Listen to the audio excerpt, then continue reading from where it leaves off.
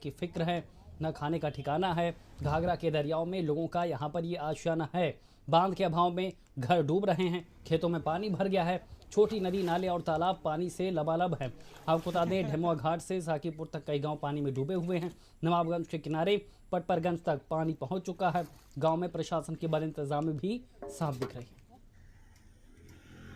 घाघरा नदी का पानी जो है लगातार कहीं ना कहीं बढ़ता जा रहा है। पहले 3.5 लाख क्यूसेक और इसके बाद कल 4 लाख क्यूसेक पानी छोड़े जाने के बाद अब जो नदी का जलस्तर है वो कहीं ना कहीं ऊपर जा रहा है, और जिसके बाद जो गांव के हालात हैं वो काफ़ी तौर पर बिगड़ने लगे हैं। हम इस समय जिस गांव में आए हुए हैं, बताया जाता है कि ये गोंडा और फैजाबाद का बॉर्डर वाला गाँव है, जो गोंडा में पड़ता है। बेउंदा माझा, इसके जस्ट साइड में बेउंदा उपरहर गाँव पड़ता है। आप ये बताइए, जिस तरह से यहाँ पे आप देख रहे होंगे कि ये जो सीन है गांव का, ये गांव की रोड है, और इस रोड पर किस तरह से पानी भरा हुआ है। लोग इसी तरह से यहाँ पे आते जाते हैं, चाहे बच्चे हों छोटे, चाहे जैसे भी हों। केवल नाव ही यहाँ का एकमात्र सहारा रह गया। दादा ये बताइए, आप किस गांव के रहने वाले हैं? कैसे आप लोगों का आना जाना होता है? किस तरह आते जाते हैं? जैसे गाँव से चले आते आ ही जाते हैं, और वो हल्के चले जाते हैं, और जब ज़्यादा हो जाता है नाव से आते हैं। हाँ, यही होता है। अभी क्या स्थिति है? कितने परिवार उधर होंगे? उधर परिवार पूरे हैं साहब, बच्चे सब घरे पड़े हैं। अच्छा, हाँ, यही एक रास्ता है केवल आपके पास? बस यही रास्ता साहब, यही रास्ता यही है। अच्छा ये रास्ता ये है, पुल वाला रास्ता जो है उसमें बहुत तगड़ा पानी है, अच्छा। वो उस पर नहीं जा सकते हैं। तो नदी लगातार बढ़ रही है कि कम हो रही है? नहीं, बढ़ रही साहब। अच्छा, क्या लगता है आपको कितना पानी हो जाएगा? अब साहब बढ़ रहा है, क्या पता कितना हो जाए इसका तो अंदाज़ा कोई है नहीं, बढ़ रहा है। हाँ, अरे मजबूर तो हम क्या करें, हम लोग मजबूरी बस। कैसे कैसे खाना पानी की कैसे क्या व्यवस्था होती है? अरे कोई टाइम खाना बनती है, एक टाइम तो एक टाइम वैसे रह जाता है। अच्छा। मांझा भी कट रहा है। अब वहाँ पानी में से कोहड़ी ढोई जाती, किसी का कोनो सामान आए, कोनो सामान बह भी गया। वर्तमान समय में हमारे गांव में 70% जल भराव हो चुका है। लोग जो घर बनाए हैं उसको पाट करके, जो ऊंच पे छप्पर वगैरह रखे हैं वही सूखा है। बाकी जमीन हमारे गांव की रोड, कुछ रोड छोड़ करके बाकी रोड भी भरी है। इस समय विषम परिस्थिति है। और जो हमारा एक नदी के किनारे का गांव है, लगभग भीषण प्रभावित गांव है बाढ़ से ये। और वर्तमान समय में घाघरा नदी कटान भी कर रही है, 3-4 घर कट भी गए हैं। और हमारा बेउंदा माझा से सटा गांव पंचायत बहादुरपुर माझा पड़ता है, वहाँ के भी कई घर कट गए हैं।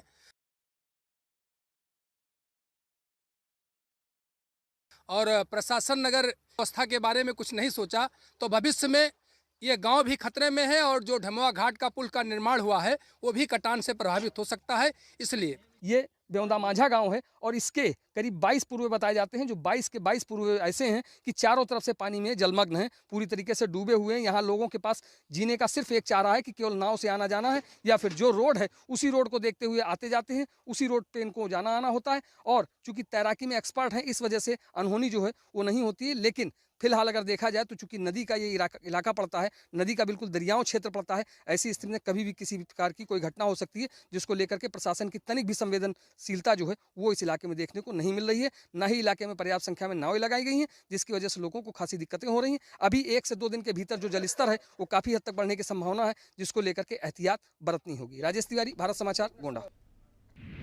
और इसी खबर पर ज्यादा जानकारी के साथ संवाददाता राजेश हमारे साथ खुद गोंडा से सीधे जुड़ गए हैं।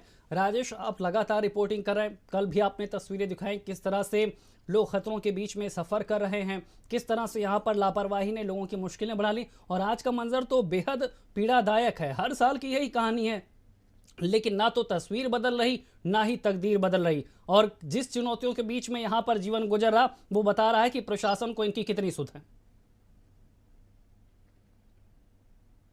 क्योंकि जो है ये नवाबगंज के लोगों के लिए, तरफगंज के लोगों के लिए और कर्नलगंज के लोगों के लिए उनकी एक नीति बन चुकी है। और हर साल जब भी बाढ़ आती है तो उन्हें इस समस्या से दो चार होना पड़ता है।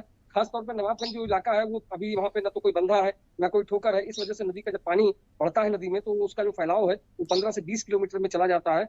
और आप देख लीजिए कि ढेमुआ घाट से लेकर के और नवाबगंज के बॉर्डर, यानी नवाबगंज जहाँ से शुरू होता है वहां तक इसका पानी जो है वहां तक फैलाव करता है। और सड़क के दोनों ओर जितने भी गांव होते हैं पूरी तरीके से पानी में लबालब डूब जाते हैं। सर के ऊपर से पानी कई गांव में चल रहा है मौजूदा वक्त में। लेकिन बात अगर की जाए तो केवल इच्छा शक्ति जो है वो कमजोर है, इस वजह से ऐसा नहीं हो पा रहा। क्योंकि नवाबगंज के ही सांसद ब्रजभूषण शरण सिंह है, जिनका वहां पे गांव पड़ता है, विष्णुहरपुर इनका घर है, और वहीं से महज कुछ दूरी पर घाघरा नदी है।